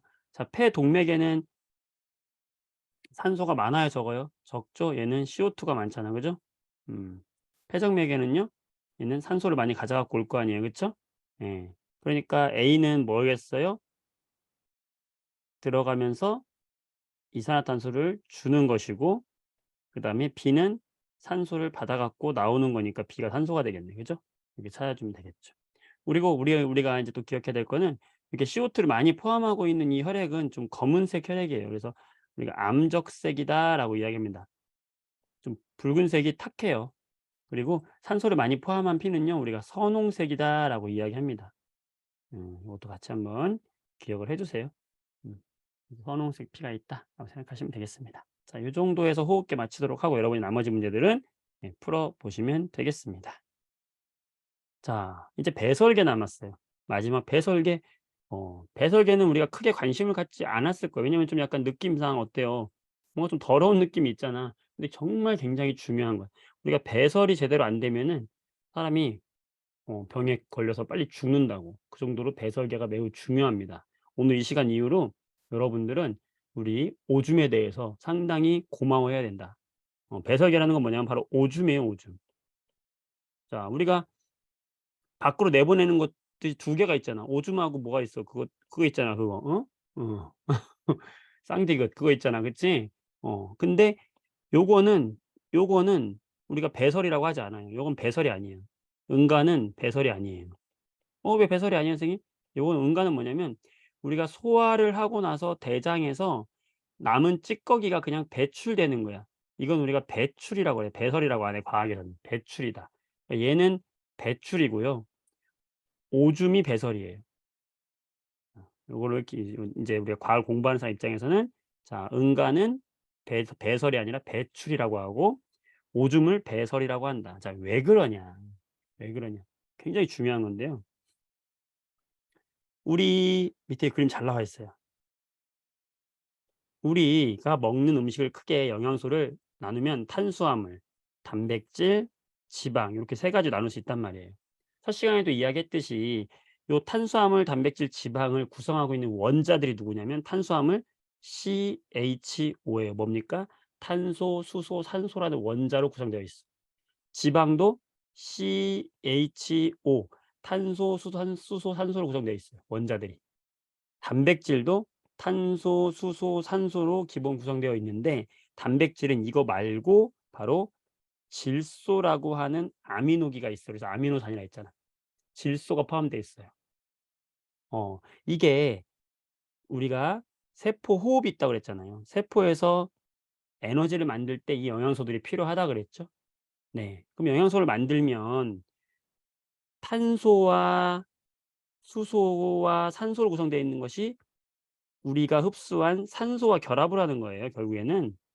산소와 결합을 하는 시켜서 에너지를 만들어내는 작용이 세포 호흡이라고 아까 했잖아. 그죠? 그러면 당연히 어떤 부산물이 나오게 되는데 그때 나오는 부산물이 누구냐면 탄소가 있기 때문에 탄소와 산소가 만났기 때문에 부산물로 CO2가 필수적으로 나오고요. 그다음에 수소가 있기 때문에 수소와 산소가 결합한 부산물인 H2O가 부산물로 무조건 나온다고. 이 세포 호흡의 결과물은 무조건 CO2하고 H2O는 나와요. 음. 그러니까 요 나온 CO2는 우리가 날숨을 통해서 CO2는 내보내고요. H2O라고 하는 거는 우리가 오줌을 통해서 H2O는 내보내요. 자, 이것 둘만 부산물로 있으면 상관이 없는데 문제는 바로 뭐냐면 단백질이 문제야. 단백질에는 바로 이 질소라고 하는 원소가 있는데 이 질소가 수소와 결합을 해 가지고 또는 산소와 결합을 해 가지고 얘가 암모니아를 형성합니다. NH3라는 암모니아. 그런데 이 암모니아는 매우 독성 물질이에요. 독성 물질이야. 암모니아 냄새 맡아본 친구 있어요? 암모니아 냄새 굉장히 독하거든요. 이 암모니아 굉장히 지독한 독성 물질이에요. 근데 이게 우리 몸에서 만들어진다고. 어쩔 수 없이 만들어지는 거예요. 안 만들 수가 없어. 우리가 단백질 안 먹고 살 수 없잖아요. 예. 그래서 이 독성 물질이 만들어지면은 우리 그 간에서요. 이 독성 물질을 독성이 약한 요소라는 물질, 요소는 뭐냐면 인제 NH4 플러스 뭐 이런 형태인데 화학식까지 여러분이 잘 몰라도 되고요. 이런 요소의 형태로 독성이 약한 형태로 바꿔 줘요. 독성을 낮춘 물질로 일단은 바꿔 줘요. 그래서 잠시 동안 우리 몸 머물러도 괜찮아. 근데 이게 많이 쌓이면 좋을 게 없죠. 그러니까 이 요소를 우리는 어떻게 해야 된다? 무조건 어떻게든 밖으로 내보내야 한다는 거예요. 이 요소를 밖으로 내보내는 작용이 바로 배설계에서 일어나는 작용이고, 그 배설계의 중심에 바로 뭐가 있냐면 콩팥이 있는 겁니다. 이 요소를 콩팥으로 보내요. 그래서 이 콩팥에서 요소만 잘 걸러 가지고 이 방광으로 보내서 오줌에 섞여 가지고 요소를 내보내는 게 목적이에요. 결국에 이 배설계의 목적은 뭐냐면 질소를 포함하고 있는 이 요소를 몸 밖으로 오줌을 통해서 내보내게 만드는 게 바로 뭐다? 배설의 핵심이다. 그러니까 결국에 배설은 누구 때문에 생긴 거야? 단백질에 있는 질소가 만든 독성 물질인 암모니아를 요소로 바뀌었지만 얘를 밖으로 내보내려는 우리의 과정이 바로 뭐다? 네, 바로 배설계다라고 생각하시면 되겠어요. 이게 끝이에요, 이게. 우리 이제 뭐만 알면 되냐면, 그렇다면 이 배설이 콩팥에서 어떤 과정에 의해서 배설되는가만 알면 돼요. 너무 궁금하지 않습니까? 너무 우리 몸 너무 신기하잖아요. 예. 공부는 그렇게 하는 거예요. 아, 그렇구나. 단백질이 만든 이 독성 물질을 내보내는 과정이구나. 자, 그러면 우리 배설계의 기본 구조가 바로 콩팥이 양쪽에 이렇게 있어요. 콩팥이 양쪽에 이렇게 두 개가 있고요. 이 콩팥에서 어쨌든 이 콩팥에서 여기서 요소만 쭉 뽑아 가지고 요소를 이렇게 모아요. 모아서 관으로 내보내요. 요 관이 오줌을 만든 관이, 오줌이 지나가는 관이잖아. 그래서 요 관 이름이 오줌관이고요. 이 오줌관이 모여서 가는 곳이 바로 뭐겠어요? 방광이고요. 요 방광에 오줌이 가득 차면은 우리는 요도를 통해서 밖으로 오줌을 내보내게 되는 겁니다. 자, 별거 없죠. 그러니까 우린 뭐만 알면 돼. 솔직히 이 오줌관이나 방광이나 요도는 뭐 별로 그렇게 어려운 게 없어요. 중요한 건 바로 이 콩팥이다, 콩팥. 그러면 과연 이 콩팥에서 여기서 도대체 무슨 일이 벌어지길래 요소를 이렇게 걸러낼 수 있을까? 야, 이게 궁금한 거거든. 자, 그래서 이 콩팥을 확대해 봅니다. 콩팥을 확대해 보면요. 요 조그만 콩팥 하나를 확대해 보면 이렇게 생겼다고요. 이렇게. 이 콩팥 하나를 확대한 모습이고요. 그러면 콩팥을 확대하면은 이렇게 콩팥에 겉을 덮고 있는 곳을 우리가 콩팥 겉질이다라고 하는 거예요. 겉을 덮고 있는 껍질이에요. 겉껍질. 겉껍질을 겉질이라고 하는 거죠. 그다음에 이 안쪽에 있는, 속에 있는 껍질을 뭐라고 하겠어요? 여기를 콩팥에 있는 속질이다라고 하는 거죠. 속껍질이라고 하는 거예요. 이름 너무 쉽지 않아요? 겉껍질, 속껍질, 줄여서 겉질, 속질. 음. 그다음에 이 겉질과 속질에서 좀 아까 이야기했듯이 요소를 걸러 가지고 쭉쭉쭉쭉 오줌관으로 보내는 깔때기처럼 생긴 데가 있어. 음. 우리 깔때기가 요렇게 생겼잖아요. 이렇게, 그치? 마찬가지로 이 오줌관으로 이 콩팥에서 모은 이 오줌을 오줌관으로 보내는 거지. 오줌관으로 보내는 곳. 얘 이름이 뭐냐면 콩팥에 있는 깔때기다. 그래서 콩팥 깔때기예요. 뭐 이름 어려운 거 없잖아요. 그죠? 자, 그다음에 여기도 보면은 콩팥 동맥, 콩팥 정맥이 나와요. 자, 이거를 공부를 제대로 안 하고 여기까지 오면은 순환계를 제대로 공부 안 하고 하잖아? 그럼 도대체 이게 그냥 무조건 외워야 될 게 너무 많다고 생각한다고. 근데 순환계를 제대로 공부했으면 이건 너무 쉽죠. 왜요? 동맥이라는 거는 심장에서 나오는 혈관이잖아. 자, 심장에서 온몸으로 빵 가는 혈관 중에서 대부분의 혈관이 바로 이 콩팥을 들렀다 간단 말이에요. 왜? 그 혈관에는 요소가 있기 때문이죠. 그 요소를 콩팥에 들르게 해서 "야, 저 요소는 불순물을 다 걸러서 오줌으로 내보내야 되니까 콩팥으로 보내서 요소만 빼고 달라고 해." 하면서 가는 애가 누구겠어? 콩팥 동맥이죠. 그러니까 이 콩팥 동맥에는 요소가 많겠어, 적겠어? 요소의 양이 매우 많겠죠. 근데 요소만 포함되어 있겠어요? 이 콩팥 동맥에는? 아니죠. 여기는 우리 몸의 영양소, 우리 소화시켜서 흡수했던 포도당도 있을 테고 아미노산도 있을 테고 뭐 아직 쪼개지지 않은 단백질 같은 것도 있어요. 그다음에 뭐 적혈구, 백혈구 같은 혈구 등도 이제 혈액이니까 녹아 있겠죠. 그다음에 뭐 이런 것만 있겠습니까? 뭐 무기염류, 음? 나트륨, 칼륨 뭐 이런 거. 그다음에 당연히 물도 섞여 있을 것이고요. 음. 그다음에 뭐 바이타민이라든지 이런 것들만 섞여 있을 거 아니에요. 이런 게 전부 다 같이 함께 섞여서 들어오는 게 문제죠. 어디로? 콩팥 동맥으로. 그러면 콩팥은 정수기 같은 거야, 정수기. 이 정수기에서 이제는 자 어떻게 해야 되냐? 이 콩팥으로 해서 오줌관으로는 누굴 보내야 됩니까? 요 파란색, 요 노란색, 요 오줌관. 오줌관으로는 누굴 보내야 돼요? 우리의 목적은 뭐다? 오줌관으로 요소만 빼서 보내는 게 목적이다. 그래 놓고 나머지 포도당, 아미노산, 무기염류, 단백질, 혈구 이런 건 다 우리 몸에 필요한 거잖아. 그 필요한 건 다시 갖고 와야 될 거 아닙니까, 여기로. 누구만 빼고. 요소만 빼고 나머지는 다 그대로 갖고 다시 온몸으로 가야 될 거 아니에요. 그러니까 콩팥 정맥에는 요소의 양이 없어야 되는 거지. 이게 목적이에요. 자, 더러운 물을 정수기로 들여보내면 정수기에서 깨끗한 물을 우리가 뽑아내는 것처럼 더러운 게 많이 요소가 많이 포함된 거는 콩팥으로 들어가는 콩팥 동맥이고 콩팥에서 정수가 돼서 나오는 콩팥 정맥에는 요소가 매우 적거나 없어야 된다. 대신에 나머지 영양소들은 같이 포함되어 있겠고 대신에 요소는 어딜 통해서 이 콩팥 깔때기를 통해서 오줌관으로 빠져나가서 오줌으로 돼서 나가야 되는 것이다. 이해되시죠? 자, 그러면 그 요소를 걸러내야 되잖아. 걸러내는 게 어딨냐? 바로 이 콩팥 겉질과 속질 사이. 바로 여기. 여기. 콩팥 겉질도 아니고 속질도 아닌 겉질과 속질 사이거든요. 여기에 바로 뭐가 있냐면 따라란. 오늘 배우는 거의 핵심입니다. 네프론이라는 게 있어요. 네프론. 아, 이름이 좀 어렵죠. 네프론. 네. 이 네프론이 있어 가지고 여기를 확대해서 보면 여기거든요, 여기. 자, 요 빨간색 혈액이 지금 요렇게 지금 신장 여기 뭐야 콩팥으로 들어온 거예요. 그럼 얘가 이름이 뭐겠어요? 콩팥 동맥, 정맥, 동맥이죠. 자, 이 콩팥 동맥을 통해서 들어왔죠. 들어오면 여기서 우리가 요소를 빼내야 한다 그랬잖아요. 여긴 요소가 있다 그랬죠. 그게 있는 이 혈관, 이 혈관이 바로 여기 주머니 같은 데 쭉 이렇게 실처럼 막 감겨 있어요, 이렇게 혈관이. 그래서 이걸 뭐라고 하냐면 굉장히 가느다란 것들이 공처럼 뭉쳐져 있다 그래서 사구체라고 하는 거예요. 이 사라는 게 실이란 뜻이야, 실. 구라는 게 공이란 뜻이에요. 그러니까 실공처럼 생긴 덩어리란 뜻이에요, 사구체가.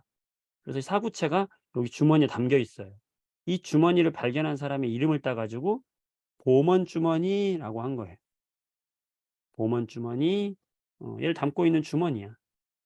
바로 이 보먼주머니에서 무슨 일이 벌어지 이건 콩팥 깔때기는 아니에요, 여러분. 자, 콩팥 깔때기는 뭐냐면 콩팥 깔때기는 이 콩팥에 있는 거대한 깔때기를 말하는 것이고요. 여기 있는 이 보먼주머니는 이 콩팥 겉질과 속질에 있는 아주 이런 단위 네프론이라고 하는 거 좀 이따 얘기하겠지만 네프론이라고 하는 거에 들어가 있는 아주 많은 수많은 주머니들이 바로 이 보먼주머니입니다. 자, 여기서 어떤 일이 벌어지냐면 이 사구체로 포함된 여러 가지 요소라든지 여기 뭐가 포함되어 있겠어요, 여러분들? 요소도 있겠고 혈구도 있겠고 뭐 포도당도 있겠고 아미노산 뭐 무기염류 이런 것들이 막 있을 거 아니에요. 그럼 여기서 일단은 한번 걸러서 이 관으로 걸러서 내보냅니다. 자, 누가 내보내지냐? 여기로 지금 이야기했던 요소를 내보냅니다. 요소가 입자가 굉장히 작아요. 작아서 요 틈새 사이사이로 막 내려가. 이걸 여과된다 그래. 우리 거름종에다가 흙탕물을 쫙 부으면은 물이 쭉 내려가잖아. 그걸 여과된다고 하거든요. 요소도 그 물속에 흡수돼서 내려가는 거예요. 그러니까 "요소 걸렀다."라고 하는 거예요. 예. 그리고 여기에 걸러지지 않고 남는 애들은 덩어리 큰 애들. 누가 남냐면 단백질이랑 혈구는 여기에 사구체에 그냥 남아 있어요. 대신에 입자가 작은 요소가 빠져 내려가는 거예요. 그런데 문제는 뭐냐? 요소와 함께 입자가 작은 포도당도 같이 빠지고요. 무기염료도 같이 빠지는 거야. 지금 이 콩팥이 이 보먼주머니라고 하는 함정을 파 놓은 거예요. 함정을 파 놓고 "야 요소 들어온다. 야 쟤 잡아, 잡아. 조용히 가만히 있어 봐. 가만히 있어 봐." 이렇게 하고 있다가 요소가 딱 왔어. 그러면 "벌려." 해 가지고 벌려 가지고 요소를 쫙 집어낸 거야. 쫙 집어냈어. 근데 문제는 집어넣고 보니까 "아 저 아니에요." 했는데 포도당도 떨어지고 "아 나도 아니에요." 했는데 무기염료도 떨어진 거야. 함정에 같이 빠진 거라고. 어. 아미노산 어떻겠어. 아미노산도 같이 빠지는 거야. 그러니까 어때? "아이 저희는 아닌데 아 어떡해요." 이러면서 "살려주세요." 하는 거지 얘들이. 야 근데 우리 몸이 얼마나 똑똑하냐. 얘들이 그냥 얘들을 내보내지 않습니다. 왜냐하면 같이 빠진 포도당과 무기염료와 아미노산은 우리 몸에 필요하잖아.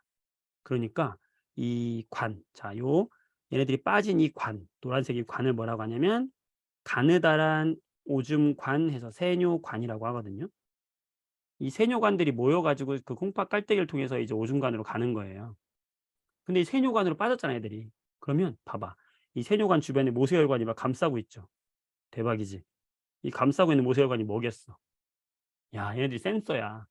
모세혈관이 감싸고 있다가 "포도당, 무기염류, 아미노산 야 니들은 거기 가. 거기 아니야. 구해 줄게. 손 잡아." 이러면서 다시 얘들 지나가는데 손을 잡는 거야. 그래 가지고 이 관에서 다시 우리 몸에 필요한 포도당, 아미노산, 무기염류 응? 이런 애들은 이런 애들은 다시 끄집어 내 줘요. 야 기가 막히지 않아요? 이걸 뭐라고 한다? 다시 얘들은 필요해서 흡수한다. 그래서 이걸 재흡수라고 그래. 자 재흡수는 어디서 어디로 하는 거야? 세뇨관으로 잘못 빠진 애들을 모세혈관으로 구출해 주는 거예요. 어. 그리고 이것뿐만이 아니에요. 미쳤어, 미쳤어. 여기다 지금 함정 파 놓고 "야 요소 왔다. 발 벌려." 해 가지고 함정 딱 벌렸는데 요소들이 막 빠졌잖아. 그럼 요소의 90%가 다 빠졌단 말이야. 그런데 살아남은 10% 애들이 "야 저기 안 빠졌다. 우리 죽을 뻔했다." 하면서 이 모세혈관에 빠져서 살아서 도망가는 애들도 있단 말이지. 100% 빠지는 게 아니에요. 어.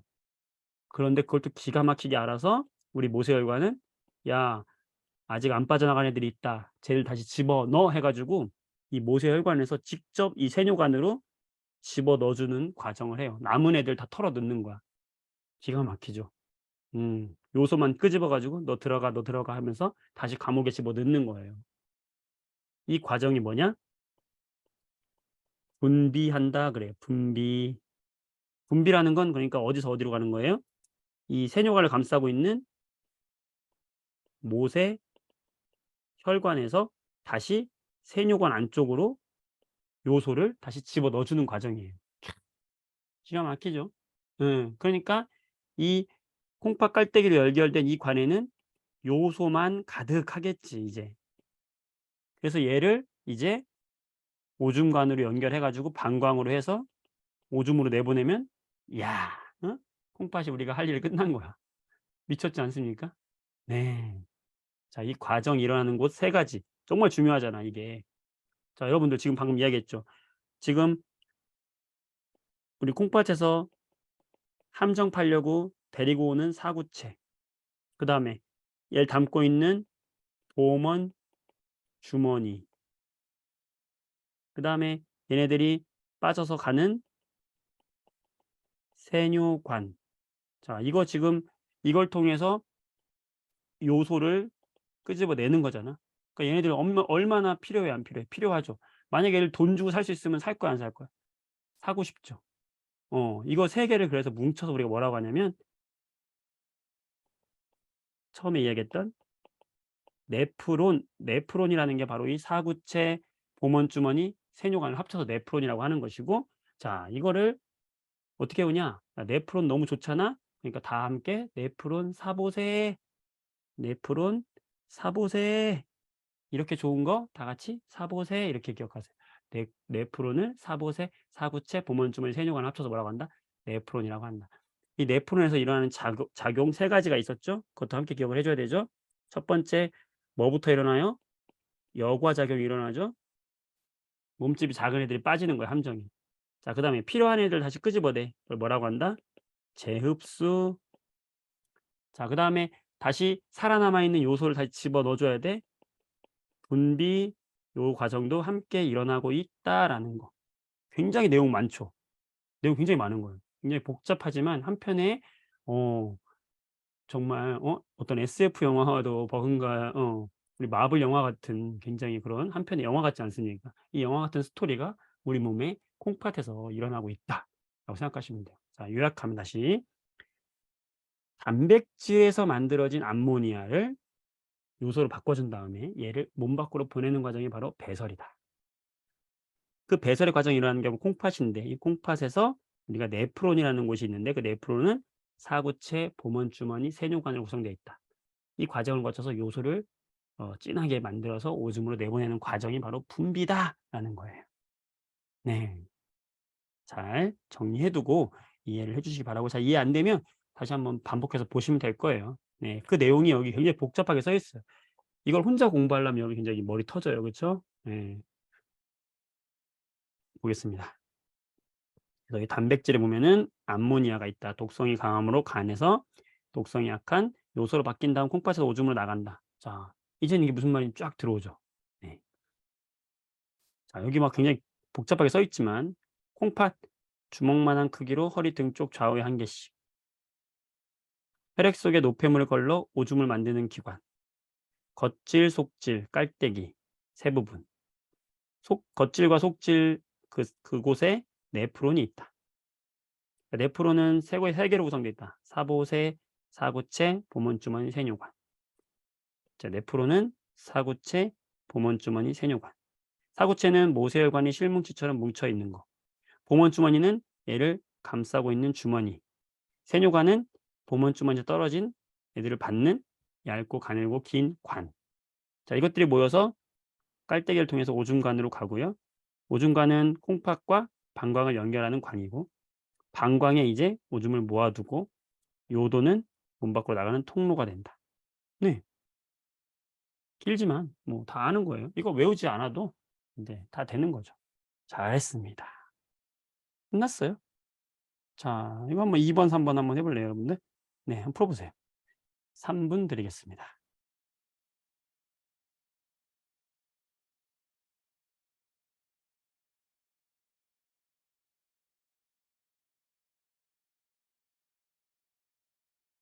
오늘 날씨가 너무 더워 가지고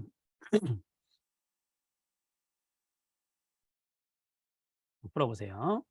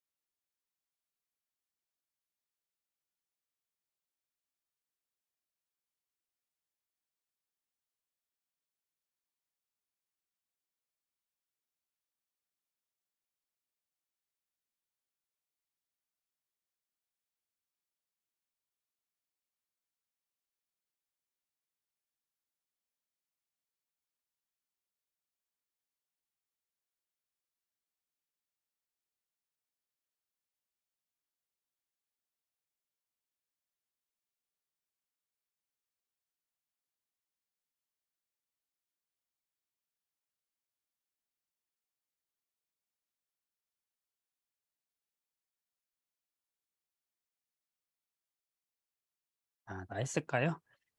같이 한번 보도록 하겠습니다. 자, A의 이름은 뭔가요? 그렇죠. 콩팥이 되겠고 자, B의 이름은요? 오줌관이네요. 그죠? C는요? 방광이 되겠고 D는요? 오줌이 나가는 요도가 되겠네요. 자, E가 뭐죠 이게?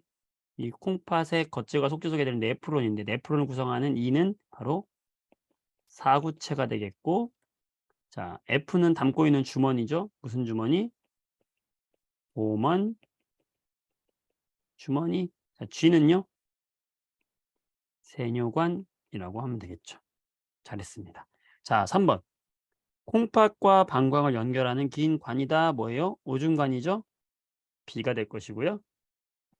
자, 모세혈관이 실뭉치처럼 실뭉치 하면 바로 뭐 떠올라야 돼요? 사구체. 자, 사구체를 둘러싼 주머니 무슨 주머니? 보먼 주머니 되겠죠. 잘하셨습니다. 음. 자, 요것도 한번 볼까요? 5 번하고 6번 같이 한번 볼까요? 풀어보세요.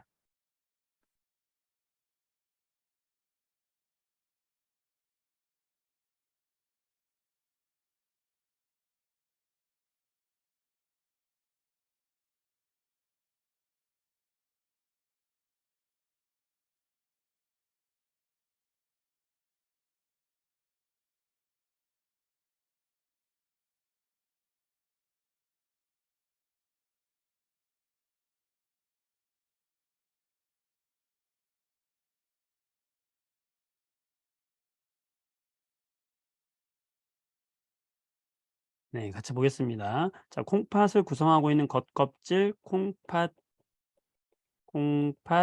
겉질이고요. 그 안쪽에 비는 뭐죠?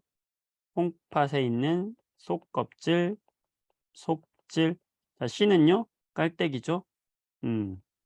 콩팥에 꼭 붙여야 돼요. 콩팥 깔때기 되겠죠. 자, 지금 여기 써 있진 않지만 여기 빨간색 관 A는 뭐죠? 콩팥으로 들어가는 무슨 맥? 동맥, 심장에서 나오는 혈관이니까요. 자, 다시 콩팥에서 깨끗하게 영양소만 가지고 나온다. 뭐예요?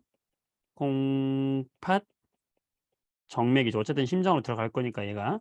음. 자, 오줌을 만드는 단위인 네프론은 어디에 있다? 네프론은 겉질과 속질에 있다 그랬어요. 그러니까 A와 B에 있는 것이고 오줌은 어디에 모인 다음 콩팥 깔때기에 모인 다음에 나간다라는 거죠. 네, 어때요? 여러분 이제 드디어 여러분 몸속에 있는 배설기관을 이해하게 된 거예요. 너무 재밌죠? 자, 그다음에 다음 장 넘어가면요. 오줌의 생성 과정되어 있는데 아까 얘기했던 거예요. 다 끝난 거예요. 자, 여과 있다고 그랬죠. 여과. 자, 여과는 어디서 어디로 이루어진다고 그랬어요? 바로 여기 밑에 그림 잘 나와 있죠. 자, 사구체에서 요 보먼 주머니로 떨어지는 게 여과다 그랬어요. 자, 그때 콩팥 동맥에 포함되어 있는 애들이 바로 뭐다? 혈구, 단백질. 자, 지금 파란색으로 한 게 입자가 큰 애들이죠. 그다음에 입자가 작은 물, 요소, 포도당, 아미노산, 무기염료는 입자가 작아요. 얘들은 입자가 작고 혈구, 단백질 입자가 커요. 네, 그러니까 입자가 작은 애들이 걸러지겠죠. 그 걸러진 액을 우리는 무슨 액? 여과액이라고 하는 것이고 여과액엔 누가 있겠어요? 입자 작은 물, 요소, 포도당, 아미노산, 무기염료는 입자가 작아서 여과가 된 거예요. 그럼 여기에 여과액 속에 애들이 포함되어 있는 거죠. 그럼 이 중에서 몸에 필요한 애들은 어떻게 해야 된다? 재흡수한다 그랬죠. 재흡수할 때는 바로 어디서 어디로? 세뇨관에서 모세혈관으로 재흡수가 일어나고 몸에 필요한 물질을 재흡수하는 것이고 포도당과 아미노산은 전부 재흡수된다. 전부 재흡수되고요. 다 좋은 거니까. 물과 무기염료는 다는 아니지만 대부분 재흡수된다. 자, 그다음에 마지막으로 분비 있었죠? 자, 분비는 어떻게 한다? 모세혈관에서 다시 필요 없는 남아 있는 노폐물이 분비되는 거죠. 그럼 여기서 콩팥 깔때기로 가는 여기에는 이제 요소가 많겠고요. 물도 약간 있겠고 무기염료도 약간 있겠다. 예, 굉장히 어려운 내용인데 여러분 잘한 거예요. 그래서 여과 재흡수 분비의 과정이 이렇게 그림으로 잘 모식도록 되어 있는 겁니다. 자, 요 그림 표를 한번 볼 텐데요. 별표 좀 하나 쳐 놓을까요? 표로 나왔을 때 우리 굉장히 이거를 헷갈려 할 수가 있어요. 자, 이 혈액은 뭐냐면요. 콩팥 동맥이에요. 그러니까 콩팥으로 들어오는 혈액이에요. 그 혈액에는 단백질이 8%가 들어 있었다. 포도당이 0.1%가 들어 있었다. 요소가 0.03%가 들어 있었다. 이거 외울 필요는 없습니다. 들어 있었다는 거예요. 그런데 여과가 된 액, 이게 통과한 거예요. 여과액. 여기 말하는 거죠. 여기. 여과액에는 단백질이 있다 없다? 없다. 단백질은 여과되지 않기 때문이죠. 입자가 커서. 여과액이 없어요. 그러니까 여과액이 없으니까 오줌에도 있어 없어? 없죠. 그런데 포도당은 입자가 작아서 여과액까지는 포도당도 함정이 같이 빠진다 그랬잖아. 근데 오줌에는 없어. 왜 없을까? 바로 여기서 뭐가 일어났다? 재흡수가 일어났다. 이해되시죠? 자, 요소는 퍼센테이지니까요. 퍼센테이지로 봤을 때 여과되는 거에 거의 그대로 100% 거의 여과됐는데 오줌에는 갑자기 퍼센티지가 올라가는 거예요. 왜 이렇게 올라갔을까? 분비도 됐을 테고 또 하나는 물의 양이 감소했기 때문에 농도가 진해진 거예요. 그래서 이게 시험에 어떻게 나오냐면요. A, B, C 주는 거야. 얘를 안 줘요. 얘를 안 주고 얘들 추측 한번 해 보라는 거지. 그러면 혈액에는 있었는데 여과액이 없어? 입자가 큰 놈이네. 그럼 단백질이 되겠네. 뭐 혈구일 수도 있지만요. 어 혈액에 있었는데 여과액에도 있었는데 오줌에 없어? 얘는 포도당이나 아미노산이 되겠구나. 그다음에 혈액에하고 여과액까지 있었네. 오줌에서 농도가 진해졌네. 얘는 요소네. 이렇게 생각할 수 있어야 되는데 그렇게 나오면 굉장히 어려운 문제가 되겠죠. 그게 여러분의 100 점과 96 점을 가르는 문제가 되는 거예요. 그렇지. 근데 지금 딱 생각해 보니까 어때요? 듣고 보니까. 너무 이런 쉬운 문제 나왔으면 좋겠죠. 나만 맞고 싶잖아. 그쵸? 그러니까 이런 문제가 나오면 여러분들은 땡큐 하면서 함정에 빠지지 말고 풀면 돼요. 근데 이걸 외운 사람들은 진짜 여기 5 단원 진짜 어려워하는 친구들 되게 많아요. 왜냐면 암기할 내용이 너무 많다고 생각을 하는 거야. 근데 선생님이 여러분 소화, 순환, 지금 호흡 배설했지만 솔직히 다 이거 암기한다고 생각해 봐요. 너무 힘들어요. 근데 이거를 이해하고 우리 몸에 일어나는 신기한 이런 현상들을 이해하면 얼마나 재밌는 일이에요 이게. 그죠? 예. 그러니까 정말 우리 몸속에 이런 게 일어나고 있다는 걸 생각하시면 되고 이 지금 했던 이 모든 과정은 결국에 세포에서 일어나는 호흡을 돕기 위한 거잖아요. 왜냐하면 세포 호흡이라는 건 뭐였어요? 우리 세포 내에서 결국에 에너지를 만들어내는 과정이다. 우리가 그 에너지로 사는 거거든요. 그때 세포로 에너지를 보내기 위해서 우리가 세포 호흡을 위해서 필요한 두 가지가 뭐였어요? 포도당 같은 영양소와 산소라 했잖아요. 광합성의 반대 과정. 그래서 물과 이산화탄소 같은 이런 것들이 부산물이 생긴다고 그랬죠. 그러면서 에너지가 나오고 이 에너지를 가지고 이런 일을 우리가 한다라는 건데 이때 각각의 기관계가 따로 있는 것이 아니라 이 기관계가 각각이 굉장히 유기적으로 도와주면서 함께 운동하고 있다는 걸 마지막에 설명하고 있는 겁니다. 그래서 먼저 음식물이 이렇게 우리 소화기로 들어오잖아요. 그럼 소화기에서 우리는 어떤 거예요? 영양소를 소화해 가지고 이제 소장에서 만들었던 이제 포도당, 아미노산 이런 애들을 다 흡수해서 소장의 융털에서 흡수해 가지고 어디로 보낸다고 그랬어요? 심장으로 보낸다고 그랬잖아요. 그럼 심장에서 이제 펌프질을 빵 하는 거야. 그건 뭐예요? 심장에서 하는 건 뭐예요? 순환계죠. 그죠? 순환계. 그럼 심장에서 이제 조직 세포에 산소와 영양소 운반해 주는 거죠. 그다음에 노폐물하고 이산화탄소를 다시 가지고 오는 역할을 순환계가 해 주는 것이고 이 순환계가 해 주면서 이 호흡계 폐에서 산소를 받아들이고 이산화탄소를 내보내는 역할도 해 주는 것이고 그러면서 이 혈액에 있는 노폐물을 콩팥이라는 배설계에서 걸러 주고 그다음에 이 조직 세포라는 곳에서 이제 에너지를 만들어내는 과정. 그러니까 전부 이것들이 유기적으로 연결되어 있는 과정이다. 따로따로 떨어져 있는 과정이 아니다라는 거잖아요. 그쵸? 네. 그게 지금 여기 나와 있는 내용들이에요. 잘했습니다. 자 7 번, 8번 문제 풀어 보세요. 5분 드릴게요.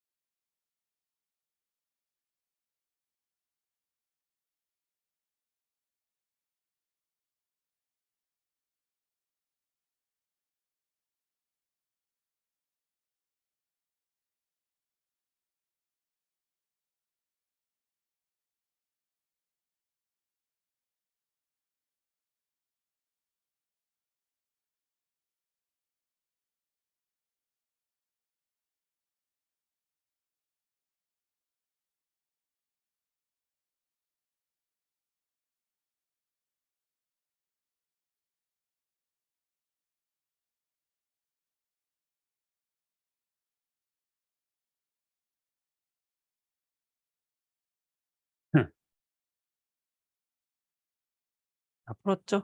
네. 다 풀었을 것 같아서 같이 보도록 할게요. 가나다의 이름을 써라 그랬네요. 자, 가는 뭐예요? 자, 사구체에서 이제 세뇨관 쪽으로 통과하는 거네. 입자 작은 애들 함정에 빠지는 거. 으악 하면서 빠졌죠. 뭐예요? 여과 됐다. 여과. 자, 나는요. 나는 다시 필요한 거 다시 뽑아 올려. 재흡수. 다는요. 야, 요소 숨어 있었다. 요소 다시 너 들어가. 분비되겠죠. 네, 잘했고요.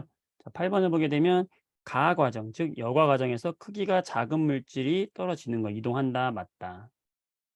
가 과정에서 혈구나 단백질은 이동하지 않죠. 크기가 크니까.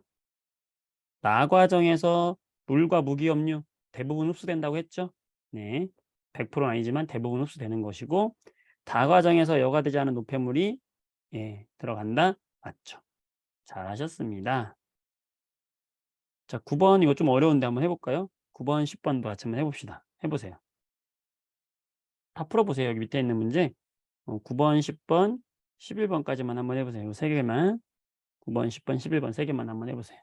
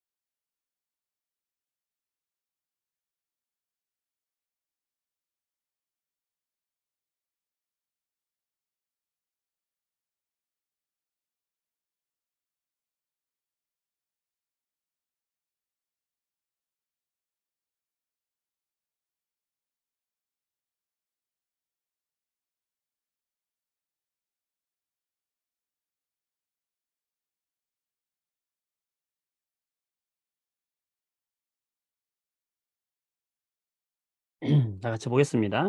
자, 오줌에 들어있는 성분이 무엇이겠느냐. 자, 물은 여과돼서 재흡수되긴 하지만 그래도 남아 있는 거고요.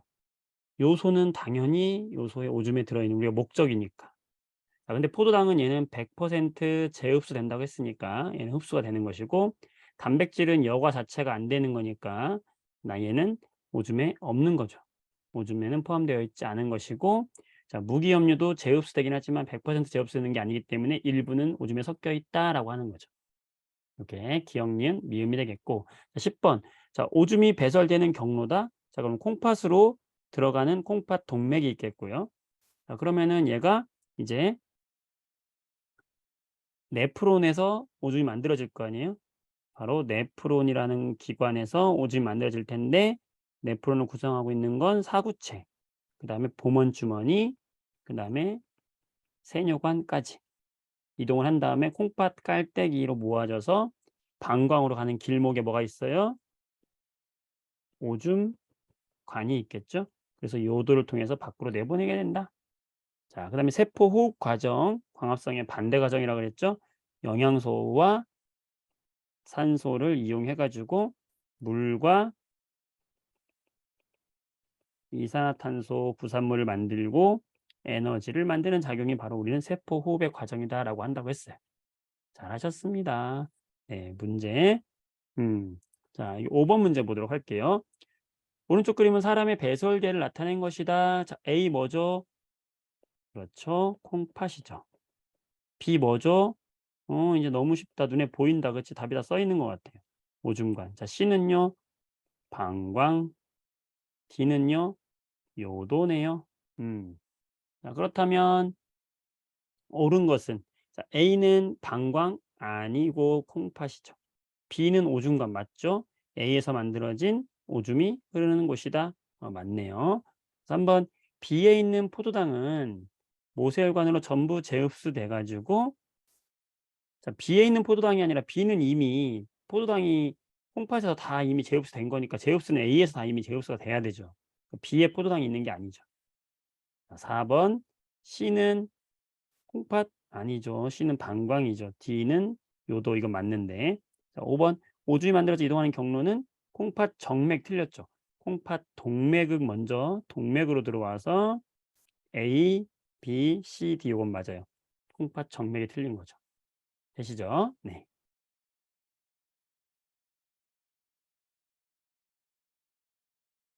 자, 9번 문제. 9번 하기 전에 여기 7번 문제 보겠습니다.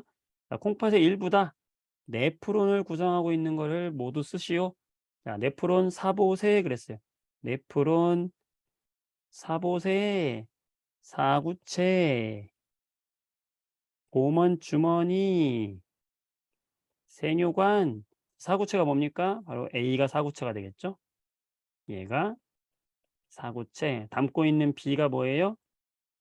고먼 주머니. 자, 그 다음에 요 C가 뭐예요? C가 세뇨관이에요. 요 세 개를 묶어서 우리는 네프론이다 하라고 하는 거죠. D는 이걸 감싸고 있는 모세혈관인데 이건 네프론에 포함되지는 않아요. 네, 이렇게 정리되겠고, 마지막 문제 하나만 더 해볼까요? 자, 9번 해볼게요. 오줌이 생성되는 과정이다. 너무 쉽죠? 함정에 쑥 빠졌어요. 여과. 필요한 거 들어와. 다시 흡수, 재흡수. 필요 없는 거 다시 나가. 분비 되겠죠. 여과, 재흡수, 분비. 3번. 너무 재밌다. 너무 쉽다. 자, 이렇게 하고요. 나머지 문제들은 여러분이 숙제로 해오면 되겠고요. 네, 단원 평가 문제까지 다 해봅시다. 일주일 남았으니 할 수 있죠, 여러분들. 다 하세요. 그래서 여기까지 56조까지 숙제로 하겠습니다. 인증샷 안 보낸 친구들이 몇 프로 있어요. 그 친구들 저기 숙제 다 했는지 안 했는지 그냥 결과 문자로만 보내도 되니까, 사진 안 찍어서 보내도 되니까 사진 찍어서 보내주면 선생님이 체크도 가능하고 좋고요. 사진 못 찍는 친구들은 그냥 숙제했어요 라고 이제 그거라도 해서 보내주기 바랍니다. 네, 오늘 여기까지 하도록 하고요. 영상은 단톡방에 남겨드리도록 하겠습니다.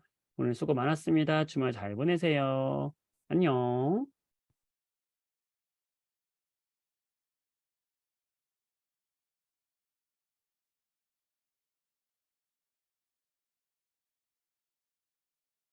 숙제는 선생님 개인톡에다가 보내셔도 되고요. 네,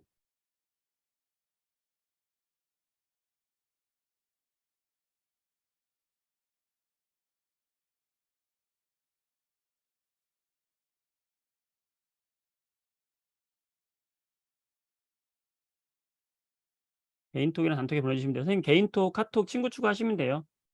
네, 카톡에 친구 추가로 싼 셈 하시면 돼요. 여기다가 네, 카톡. 네, 고생했습니다.